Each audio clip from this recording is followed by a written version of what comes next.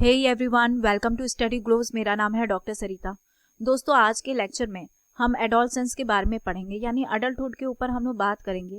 Previous lecture था दोस्तों जिसमें हमने चाइल्डहुड के बारे में बात किया था, बाल्यावस्था के बारे में बात किया था और साथ ही बाल्यावस्था के कैरेक्टरिस्टिक क्या है, बालकों को पढ़ाने के लिए कैसी प्रॉब्लम्स फेस करनी पड़ती है और उसका क्या सॉल्यूशन है, इसके बारे में हमने पढ़ा था। और आज का लेक्चर बिल्कुल उससे जुड़ा हुआ है, बस एज में डिफरेंस हो चुका है और बहुत ही ज़्यादा इंपॉर्टेंट है दोस्तों ये अडल्टहुड, यानी जिसे हम किशोरावस्था बोलते हैं। तो किशोरावस्था के बारे में हम लोग डिटेल से बात करेंगे और साथ ही जानेंगे कैरेक्टरिस्टिक क्या है, कौन से चेंजेस आते हैं किशोरावस्था के टाइम में और क्या एज ग्रुप है और किशोरों को किस तरीके से पढ़ाना चाहिए, और जो हमारे एजुकेशनलिस्ट है उन्होंने किस तरीके से डेफिनेशन दी है किशोरावस्था की, क्या कैरेक्टरिस्टिक है, इन सब के बारे में हम लोग जानेंगे। और मैं आपको बता दूं कि वो सारे स्टूडेंट्स जो कि अपने आप को इन फ्यूचर टीचर के रूप में देखना चाहते हैं, टीचिंग एस्पिरेंट्स है और साथ ही बीएड की पढ़ाई कर रहे हैं और किसी भी तरीके से एजुकेशन से जुड़े हुए हैं, साइकोलॉजी से जुड़े हुए हैं, तो उनके लिए बहुत ही ज़्यादा इम्पॉर्टेंट टॉपिक है ये। और वैसे एक जनरल टॉपिक है, ये जानना बहुत ज़रूरी होता है कि किशोरावस्था क्या है। हम किशोरों से घिरे हुए रहते हैं, साथ ही हमारे बच्चे भी कम बेस होके कभी ना कभी किशोरावस्था में जाते हैं। तो बहुत ज़रूरी है कि अगर हम पहले ही जान लें कि किशोरावस्था में क्या बदलाव होने जा रहे हैं और पढ़ाई का क्या सही तरीका है, तो ये पेरेंट्स के लिए और टीचर्स के लिए दोनों के लिए बहुत ही ज़्यादा इम्पॉर्टेंट है। तो चलिए स्टार्ट करते हैं एडल्टहुड के बारे में, साथ ही इसके कैरेक्टरिस्टिक जानेंगे। सबसे पहले तो हम लोग एज ग्रुप के बारे में बात कर लेते हैं कि जब हम किशोरावस्था के बारे में पढ़ते हैं, अडल्टहुड के बारे में, तो एज ग्रुप क्या है। तो बिल्कुल ध्यान में रखिए, 13 से 18 साल है। कई जगह बहुत कंफ्यूज हो जाता है दोस्तों, कुछ लोग को लगता है कि ये 13 से 19 तक भी हो सकता है क्योंकि पूरी तरीके से ये टीन एज को कवर कर रहा है, लेकिन नहीं दोस्तों, 19 को तो कंसीडर नहीं किया गया है। आप जो है 13 से 18 साल को ही कंसीडर कीजिएगा। तो टीन एज पूरा का पूरा 13 से लेके 18 तक का जो एज है ना दोस्तों, ये आता है हमारा एडोलसेंस में। ये बहुत ही ज़्यादा इंपॉर्टेंट पार्ट है लाइफ का, क्योंकि इस दौरान बच्चे पूरी तरीके से मैच्योर नहीं होते, लेकिन वो समझते ज़रूर हैं कि हम मैच्योर हो गए हैं। वो ऐसा कंसीडर करते हैं कि हम बड़े हैं, हमारे अंदर मैच्योरिटी है, लेकिन ऐसा कुछ नहीं होता है। फॉल्स मैच्योरिटी एक तरीके से आप कह सकते हैं यहाँ पर आती है और परिपक्वता की तरफ ये लोग जाते हैं, यानी मैच्योरिटी की तरफ जाने वाला ये बहुत ही ज़्यादा इंपॉर्टेंट एज है। और इस एज में शारीरिक और मानसिक बदलाव बहुत ज़्यादा होते हैं, तो ये एज बिल्कुल याद रखना है। ये एज है 13 से 19 तक का, और इसे लेटर ऑन हम दो पार्ट्स में डिवाइड करते हैं। एक है 13 से 15 एज, जिसे हम प्री एडोलसेंस कहते हैं। उसके बाद एक एज है 15 से 18, जिसे हम पोस्ट एडोलसेंस कहते हैं। यानी कि जिस तरीके से हमने बाल्यावस्था को भी दो तरीके से डिवाइड कर लिया था, बिल्कुल वैसे ही हम एडोलसेंस को भी दो तरीके से बांटेंगे। एक हमारा प्री एडोलसेंस एज है जो कि 13 से 15 है, और उसके बाद से एक हमारा जो पोस्ट एडोलसेंस है, ये 18 से 15 तक का एज है।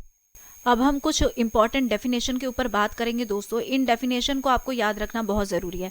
हालांकि डेफिनेशंस तो बहुत सारे स्कॉलर ने दी है, बहुत सारे जो साइकोलॉजिस्ट हैं उन्होंने दी है, लेकिन कुछ इंपॉर्टेंट ऐसे 4-5 डेफिनेशन मैं लेकर आई हूँ जो आपको याद करना है। स्टेनले हॉल, क्योंकि इनके पूछे जाते हैं, किलपैट्रिक हो गया, और नेक्स्ट स्लाइड में हम लोग बाकी के देखते हैं। स्टेनले हॉल का डेफिनेशन बहुत ही ज़्यादा इंपॉर्टेंट है, इसीलिए नंबर 1 पे मैंने इसको लिख दिया है।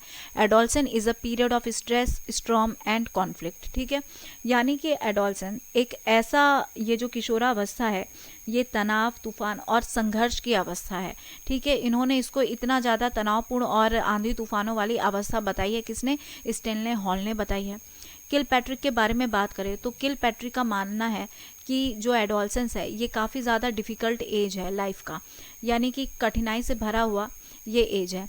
अब अगर हम ब्लेयर जॉनस और सिम्पसन के बारे में बात करें तो ब्लेयर जॉनस और सिम्पसन कहते हैं कि एडोलसेंस कि हर व्यक्ति के लाइफ में आना ही आना, यानी कि ये एक ऐसा पीरियड है जो हर व्यक्ति के लाइफ में आएगा, which happens at the end of childhood. यानी कि ये कब शुरू होता है एडोलसेंस? जब चाइल्डहुड खत्म हो जाता है, and ends at the beginning of adulthood. और ये जो किशोरावस्था है ये ख़त्म कब होता है? ये चाइल्डहुड ख़त्म होता है, उस दौरान इसकी शुरुआत होती है, और जब ये अडल्टहुड आपका स्टार्ट होने वाला होता है तब इसकी एंडिंग होती है। तो ये आपको डेफिनेशन याद करना है। रॉश के बारे में बात करें तो रॉश का कहना है adolescence is a repetition of infancy, यानी बाल्यावस्था का एक तरीके से रिपीटिशन है एडोलसेंस। ऐसा इन्होंने क्यों कहा है दोस्तों? ऐसा कहने के पीछे पर्पस ये है कि जो एडोलसेंस की एज है, किशोरावस्था की, इस दौरान व्यक्ति मैच्योर तो होता नहीं है, उसके जो डिसीज़न होते हैं काफ़ी ज़्यादा इमेच्योर डिसीज़न होते हैं, बचकानी डिसीज़न होते हैं, क्योंकि फिजिकली मेंटली बहुत ज़्यादा एक्सट्रीम चेंज होता है, काफ़ी बदलाव और तनावपूर्ण भरा ये जो एज है, ये टाइम होता है।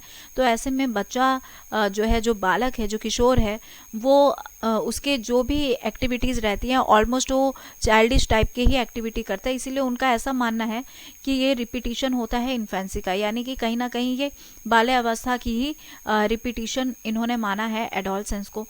कुल्हन के बारे में बात करें तो इनकी भी इंपॉर्टेंट डेफिनेशन है जो कि ब्लेयर, जॉनेस और सिम्पसन से मैच करती है। वो है adolescence is a transitional period between childhood and adulthood, यानी कि चाइल्डहुड और अडल्टहुड के बीच में एक संक्रमण का पीरियड होता है। ठीक है, ये जो ट्रांजिशनल पीरियड है, यही ट्रांजिशनल पीरियड कहलाता है आपका एडोलसेंस। अब हम लोग बात करते हैं कि एडोलसेंस के कैरेक्टरिस्टिक क्या होते हैं, यानी किशोरावस्था में बालक बालिकाओं के कैरेक्टरिस्टिक क्या है, क्या विशेषताएं हैं। तो देखिए दोस्तों, सबसे पहले तो फिजिकल डेवलपमेंट बहुत ही तेजी से होता है। जहां अगर हम लोग बालिकाओं के बारे में बात करें तो बालिकाओं की आवाज़ बहुत ज़्यादा पोलाइट होने लगती है, और उसके बाद से उन्हें पीरियड्स स्टार्ट हो जाते हैं, और साथ ही साथ ब्रेस्ट डेवलपमेंट हो जाना, ये सारे काम होते हैं। बॉडी पे हेयर्स भी ग्रो होना स्टार्ट हो जाते हैं। तो ये सब बालिकाओं के अंदर चेंजेस होते हैं। अगर हम लोग बालकों के अंदर चेंजेस के बारे में बात करें तो बालकों के भी शरीर में बहुत सारे परिवर्तन होते हैं।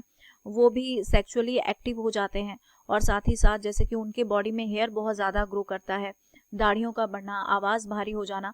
तो इस तरीके से शारीरिक परिवर्तन बहुत ज़्यादा देखने को मिलते हैं। साथ ही जो उनका मेंटल स्टेट है वो भी बहुत ज़्यादा चेंज होता है। बहुत ही डिफरेंट चीज़ों के बारे में वो सोचना शुरू कर देते हैं। यहाँ पर वो कल्पनाओं की दुनिया में भी जीना शुरू कर देते हैं। तो इस तरीके से इनका जो दिमाग है वो डिफरेंट डायरेक्शन में काम करना स्टार्ट कर देता है। और ये वो एज होता है जब वहाँ पर उनको सेल्फ रिस्पेक्ट का सेंस हो जाता है, यानी कि अब उनको मालूम है कि उनकी रिस्पेक्ट कहाँ है, कहाँ नहीं है।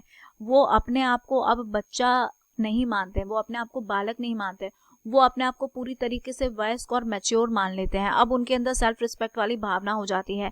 बाल्यावस्था में हमने देखा कि सेल्फ रिस्पेक्ट की भावना बहुत ज़्यादा नहीं रहती है। बालकों को डराया, धमकाया, डांटा जा सकता है, और इस चीज़ से लेके वो पॉजिटिव वे में अपने आप को इम्प्रूव कर पाते हैं। लेकिन अगर हम एडोलसेंस के बारे में बात करें तो ये वो अवस्था है कि यहाँ पर अगर बातों से और लातों से काम लिया जाए तो ये सीधे तौर पे इनको हर्ट होता है। और क्योंकि एडोलसेंस जो है ये अपने आप को ये अपने आप को कंप्लीट मैच्योर वयस्क की तरह ट्रीट करते हैं। नेक्स्ट कैरेक्टरिस्टिक पे अगर हम लोग आते हैं दोस्तों, तो सबसे पहले तो lack of stability and adjustment. Adolescent adjustment नहीं कर पाते हैं, स्टेबल उनकी लाइफ नहीं हो पाती है, यानी कि माइंड जो है वो स्थिर नहीं होता है। यहाँ पे इसीलिए लिखा हुआ है his mind is not stable like that of a child. ठीक है, बिल्कुल बच्चों की तरह उनकी सोच होती है, उनका माइंड एडजस्टेबल नहीं होता। वो अनेबल होते हैं अपने आप को एनवायरनमेंट के साथ में एडजस्ट करने के लिए, क्योंकि इतनी तेजी से उनके शारीरिक और मानसिक चेंजेस होते हैं कि इस वजह से वो अपने साथ के अपने सराउंडिंग्स के साथ एडजस्ट नहीं कर पाते हैं। और साथ ही साथ उनमें स्टेबिलिटी नहीं होती है, स्थिरता नहीं होती है। इमेजिनेशन तो बिल्कुल अपने परम सीमा पर, चरम पर होता है, यानी कि कल्पना की दुनिया में तो ये लोग बहुत आगे होते हैं। कल्पना की दुनिया की यहाँ पे प्रधानता रहती है। इमेजिनेशन पावर यहाँ पे बहुत ही स्ट्रांग डेवलप होता है। तो ज़्यादातर करके इमेजिनेशन वर्ल्ड में वो लोग सोचते हैं काश मैं ऐसा करूँगा या वैसा करूँगा या ऐसा होगा। बड़े बड़े फैसले लेना और इमेजिनेशन की दुनिया में जीना, इस तरीके की जो चीज़ें हैं ये भी हमें एडोलसेंस में देखने को मिलती है। उसके बाद के अगर हम लोग टॉपिक के बारे में बात करें दोस्तों, यहाँ पर दोस्ती बहुत चलती है। तो दोस्ती करना जो है एडोलसेंस में बहुत ज़्यादा रहता है दोस्तों। ये बहुत ही हाईएस्ट टेंडेंसी होती है उनमें नज़दीकी दोस्त बनाने का। तो दोस्ती यारी तो बहुत ज़्यादा निभाते हैं एडोलसेंस। इसी एज में उनके बेस्ट फ्रेंड जो हैं वो बनना शुरू हो जाते हैं, और वो अपने आप को बहुत ही सेल्फ सेटिस्फेक्शन महसूस करते हैं अगर वो अपने सीक्रेट्स को अपने क्लोज फ्रेंड से शेयर करें। होता है ना कि अपने सीक्रेट्स बताए जाते हैं। तो ये जो एडोलसेंस वाला एज है यहाँ पे ये बड़ी दोस्ती यारी चलती है इस एज में। साथ ही साथ सिमिलैरिटीज़ और डिसिमिलैरिटीज़ दोनों देखने को मिलता है एडोलसेंस में, गर्ल्स में और बॉयज़ में, बोथ में। कई जगह दोनों सिमिलर्स होते हैं, देख ही रहे हैं। जो टेंडेंसी बॉयज़ में देखने को मिलती है सेम टेंडेंसी गर्ल्स में भी देखने को मिलती है। उनमें भी इमोशंस बहुत ज़्यादा डेवलप हो जाता है और साथ ही साथ वो भी इमेजिनेशन की दुनिया में जीना शुरू कर देती हैं। उनके अंदर भी एक सेल्फ रिस्पेक्ट वाली भावनाएं शुरू हो जाती हैं। वो भी अपने आप को समझदार और मैच्योर समझने लगती हैं, अपने फैसले खुद से लेने में बिलीव करते हैं और साथ ही साथ दोस्ती बहुत जमकर चाहे बॉय हो चाहे गर्ल हो दोनों में हमें देखने को मिलता है।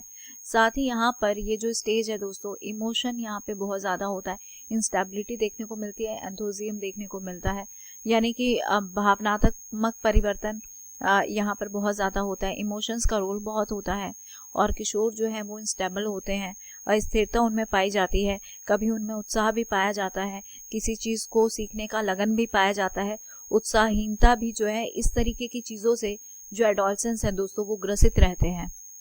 उसके बाद से दोस्तों ये डे ड्रीमिंग बहुत ज़्यादा करते हैं, जैसे कि बताया ही मैंने कि कल्पना की दुनिया में बहुत ज़्यादा विचरण करते हैं और साथ ही साथ जो क्राइम टेंडेंसी होती है दोस्तों वो किशोरावस्था में ही डेवलप होती है, वहीं पे देखने को मिलता है।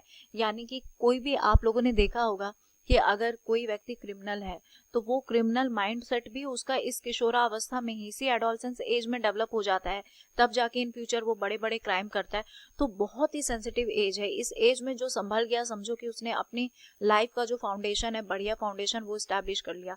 तो बहुत ही सेंसिटिव एज है और क्राइम टेंडेंसी भी इसी एज में देखने को मिलती है। हमने देखा है बहुत सारे टीनेजर्स आपराधिक चीज़ों में इन्वॉल्व हो जाते हैं और साथ ही जो बड़े बड़े अपराधी होते हैं उनका भी टीन एज हम देखें तो मैक्सिमम टीनेजर्स के टाइम में कहीं ना कहीं एक क्रिमिनल माइंडसेट उनका रहता है, जिस वजह से उनमें क्रिमिनल एक्टिविटी में इन्वॉल्वमेंट ज़्यादा देखने को मिलती है। साथ ही जो एडोलसेंस हैं ये एंटी ट्रेडिशनल्स होते हैं दोस्तों, जो भी हमारे जो परंपरा, हमारे कस्टम्स हैं, इन सब के विरोधी होते हैं। ये इस तरीके की स्टीरियोटाइप चीज़ों पे बिलीव नहीं करते हैं, ये फ्रीडम लविंग होते हैं। जैसे हम लोग बात करते हैं अपने धर्म ग्रंथ के बारे में या जो भी हमारे नियम कानून होते हैं इन सब के बारे में, तो जो एडोलसेंस होते हैं दोस्तों फ्रीडम लविंग होते हैं। इनको इस तरीके के जो रूल रेगुलेशंस हैं इनका तो ये ब्रेकअप करते ही हैं। इनको रूल रेगुलेशन अपने ऊपर पसंद नहीं है कि कोई हमारे ऊपर जो रूल्स है, रेगुलेशंस है उसको इम्पोज करे या ट्रेडिशंस के नाम पे कुछ भी हो। तो आप कह सकते हो कि ये एंटी ट्रेडिशंस होते हैं। साथ ही स्टेरियोटाइप वाले नेचर को ये फॉलो नहीं करते, फ्रीडम लविंग होते हैं। अगर हम लोग दूसरे 11th पॉइंट पर आते हैं तो यहाँ आप देखते हैं कि जो एडोलसेंस है वो हेटेरोसेक्सुअल लव की तरफ अट्रैक्ट हो जाते हैं। ये वही एज होता है जब जो परिवर्तन है, शारीरिक परिवर्तन, मानसिक परिवर्तन स्टार्ट हो जाता है और ऐसे में ऑपोजिट सेक्स की तरफ जो लव होता है, यानी कि विषम लिंगीय प्रेम की भावना जिसे कहते हैं ना, वो यहाँ डेवलप हो जाता है। एक दूसरे पे हम लोग देखते हैं ना स्कूल में लाइनबाजी करना, ठीक है, अट्रैक्शन डेवलप होना। तो ये जो अट्रैक्शन वाला डेवलपमेंट है वो इसी एज में हमें देखने को मिलता है। साथ ही जो सोशल सर्विस है वो भी बहुत ज़्यादा एडोलसेंस के द्वारा होता है, क्योंकि एडोलसेंस में इमोशंस बहुत ज़्यादा भरा होता है। तो वो सोशल सर्विस के ऊपर, यानी कि जो लोगों की मदद करना है, सामाजिक लोक कल्याण, जन कल्याण, इनको लेके इनके अंदर भावना काफ़ी तेज होती है। ये कहीं ना कहीं सोशल सर्विस में अपने आप को इन्वॉल्व करके अपना नाम कमाना चाहते हैं। तो ये टेंडेंसी भी हमें जो हमारे एडोलसेंस हैं उनमें देखने को मिलती है। और अब हम लोग चलते हैं प्रॉब्लम्स ऑफ एडोलसेंस, यानी जो एडोलसेंस हैं इनकी प्रॉब्लम क्या होती है, किशोरावस्था में किशोरों की क्या समस्या होती है। बहुत सारे कैरेक्टरिस्टिक है, फिजिकल मेंटली इतने ज़्यादा बदलाव होते हैं कि समस्या तो आनी ही आनी है। तो सबसे पहले मेंटली बहुत ज़्यादा कंफ्यूज रहते हैं। स्टेबिलिटी नहीं होने की वजह से मेंटली ये कंफ्यूज रहते हैं। जो भी डिसीजन इन्होंने लिया है कोई गारंटी नहीं है कि वो एग्जीक्यूट होगा भी या नहीं होगा। साथ ही फिजिकली ट्रांसफॉर्मेशन होता है, तो ये भी एक प्रॉब्लम है। लड़कियों के शरीर में बदलाव होते हैं, लड़कों के शरीर में बदलाव होते हैं। तो ये जो फिजिकली चेंजेस है, इन चेंजेस के साथ भी अपने आप को एडजस्ट करना, ये भी एक तरीके से प्रॉब्लमेटिक रहता है। फिर से फ्रीडम प्रॉब्लम होती है। फ्रीडम इन लोगों को नहीं मिलता क्योंकि हर चीज़ इन्हें अपनी तरफ से करना है, अपनी मर्जी से करना है। और जिस एज में होते हैं तो वहाँ रूल रेगुलेशन बहुत ज़्यादा इम्पोज किया जाता है। तो रूल रेगुलेशन ये बिल्कुल पसंद नहीं करते हैं, फ्रीडम फ्रेंडली होते हैं। तो फ्रीडम वाली प्रॉब्लम भी यहाँ देखने को मिलती है। साथ ही the problem of self esteem and proving one self, इनके अंदर आत्मसम्मान की भावना जो आ जाती है, तो इसमें ये कोशिश करते हैं अपने आप को ये प्रूव भी करते रहें। हर टाइम में ये अपने आप को प्रूव करना चाहते हैं। अगर मैं अच्छा हूँ तो क्यों मैं अच्छा हूँ, मैंने गलत किया तो मैंने क्यों गलत किया, तो इन सब के पीछे क्या रीज़न है ना, इस रीज़न को ये डाल के अपने आप को कैसे भी करके ये सेल्फ प्रूफ करना चाहते हैं कि भाई हम तो गलत हैं नहीं, क्योंकि ये वो एज है जहाँ पे किशोरों को लगता है हमने जो भी किया है, जो भी हमारे फैसले थे वो बिल्कुल सही थे, तो अपने आप को प्रूफ करने में यहाँ किशोर लगे रहते हैं। एडजस्टमेंट प्रॉब्लम होती है, यानी कि एनवायरनमेंट के साथ, अपने सराउंडिंग के साथ ये एडजस्टमेंट नहीं कर सकते हैं, तालमेल बिठाने में बड़ी प्रॉब्लम होती है यहाँ पे। फिर डिसबिलीव होता है इनका रिलीजियस कस्टम में, जैसे कि मैंने पहले ही बताया कि स्टीरियोटाइप या फिर जो भी रिलीजियस कस्टम्स है इनमें ये बिलीव नहीं करते हैं, इनको थोड़ा सा फ्रीडम फ्रेंडली होते हैं, जिस वजह से इनका इस तरीके के स्टीरियोटाइप और डिसबिलीव होता है रिलीजियस कस्टम्स में। उसके बाद अ सेंस ऑफ इनसिक्योरिटी, इनमें एक असुरक्षा की भावना है वो भी डेवलप होती है। Problems related to sexual relation को लेकर, यौन संबंधों को लेकर भी इनमें प्रॉब्लम्स होती है, क्योंकि तुरंत नया नया परिवर्तन इन्हें अपने शरीर में देखने को मिलता है, तो इसके साथ भी इनको एडजस्ट करने में मुश्किलें हो जाती हैं। और जो सेक्सुअल रिलेशन है इसमें किस तरीके से रिलेशनशिप तैयार करने चाहिए, बनाने चाहिए, इसके बारे में इनको कोई आइडिया नहीं होता है, और कुछ का कुछ करके गलती इस एज में बहुत ज़्यादा बच्चे कर जाते हैं। तो जो किशोर है यहाँ पर सेक्सुअल रिलेशंस को लेके भी गलतियाँ बहुत ज़्यादा देखने को मिलती है। फिर से बिजनेस प्रॉब्लम का मतलब इन फ्यूचर इनको करना क्या है, ठीक है, व्यवसाय से संबंधित जो समस्या है कि आगे हमें किस स्ट्रीम को लेके पढ़ना है या आगे हम किस चीज़ में अपने आप को देखना चाहते हैं, तो ये डिसाइड करना भी बड़ा इनके लिए प्रॉब्लमेटिक हो जाता है। कभी का कुछ और कभी का कुछ डिसाइड होता रहता है, तो इन फ्यूचर करना क्या है, इससे जुड़े हुए जो बिजनेस प्रॉब्लम्स हैं ये भी किशोरों में देखने को मिलते हैं। देखिए, जो किशोरावस्था है यानी जो एडोलसेंस है वो पूरी तरीके से समस्याओं से घिरा हुआ टाइम है, और ये जो टीनेजर्स है काफ़ी शारीरिक मानसिक चेंजेस होते हैं, और हमने सीरीज ऑफ समस्याएं यहाँ पर देखी। अब ये समस्या का समाधान कैसे होगा, ये समस्या का जो सॉल्यूशन है ये एजुकेशन के मीडियम से देने की कोशिश की जाती है, क्योंकि इस टाइम में, इस एज में बच्चा ज़्यादातर करके अपने एजुकेशन में ही जुड़ा हुआ रहता है, तो एजुकेशन के थ्रू ही उसमें इम्प्रूवमेंट किया जा सकता है या उसकी जो परेशानी है उसका सॉल्यूशन किया जा सकता है। यहाँ पे पेरेंट्स को भी बहुत ज़्यादा अटेंटिव रहने की ज़रूरत है, लेकिन ये वो एज भी होता है दोस्तों जहाँ पे किशोरों का उनके पेरेंट्स के साथ जो लिंक है वो कुछ कम हो जाता है, क्योंकि वो ज़्यादा से ज़्यादा बातें अपने दोस्तों के साथ शेयर करते हैं, ज़्यादा से ज़्यादा टाइम उनके साथ बिताते हैं और एडुकेशंस में रहते हैं और टीचर के इंटरेक्शन में रहते हैं। तो इसीलिए हम जानते हैं कि एडोलसेंस की एजुकेशन कैसी होनी चाहिए। सबसे पहले तो बहुत सारे जो फिजिकल चेंजेस हैं वो एडोलसेंस में आते हैं, तो इसके लिए बहुत ज़रूरी है कि उनको सेक्स एजुकेशन भी दिया जाए, या उनका खान पान डाइट ऐसा रहे कि उनकी बॉडी का बनावट सही रहे और एडोलसेंस अपनी बॉडी के साथ अपने आप को एडजस्ट कर पाए। साथ ही साथ इनके अंदर जो maximum development of mental power है वो रहता है। इसीलिए बहुत ज़रूरी है कि एजुकेशन का जो नेचर है वो उनके इंटरेस्ट, उनकी टेंडेंसी, उनके एबिलिटी के ऊपर डिपेंड करता हो, यानी कि जो स्टूडेंट्स हैं, जो किशोर हैं, उनके किस तरीके की क्षमता है, उनका दृष्टिकोण क्या है, उनकी योग्यता है, उनका रुचि क्या है, उसके हिसाब से जो सिलेबस है या फिर जो नेचर ऑफ एजुकेशन है वो होना चाहिए। फिर अगर हम लोग बात करें तो जो एडोलसेंस हैं वो स्ट्रगल करते हैं इमोशंस के साथ, बहुत डिफरेंट टाइप के इमोशंस और समस्याओं से वो घिरे हुए रहते हैं, तो ऐसे में बहुत ज़रूरी है कि उनका प्रॉपर गाइडेंस करें। कुछ ऐसे इमोशंस होते हैं जो सही है और कुछ ऐसे इमोशंस होते हैं जो गलत है, तो वहाँ पर एक प्रॉपर गाइडेंस रिक्वायर्ड होता है। तो एडोलसेंस की समस्या के लिए ये ज़रूरी है कि टाइम टू टाइम उनको गाइड करते रहा जाए, ताकि उनका जो सोचने समझने का स्तर है उसको ज़्यादा से ज़्यादा उस एरिया को बढ़ाया जा सके, ताकि वो एक बढ़िया और बेहतरीन डिसीजन ले सके। वो जान पाए कि उनके गुड इमोशंस कैसे हैं और उनके बैड इमोशंस कौन से हैं जिनको कंट्रोल किया जा सके, तो इसके लिए प्रॉपर गाइडेंस नीडेड है। एज वी नो, एडोलसेंस अपने ग्रुप को लेके बहुत ज़्यादा सीरियस होते हैं, यानी कि फ्रेंड सर्किल को लेके ये बहुत ज़्यादा अटेंटिव होते हैं, दोस्तों को बनाना, दोस्ती निभाना, ये सब इनके अंदर बहुत महारत हासिल होती है।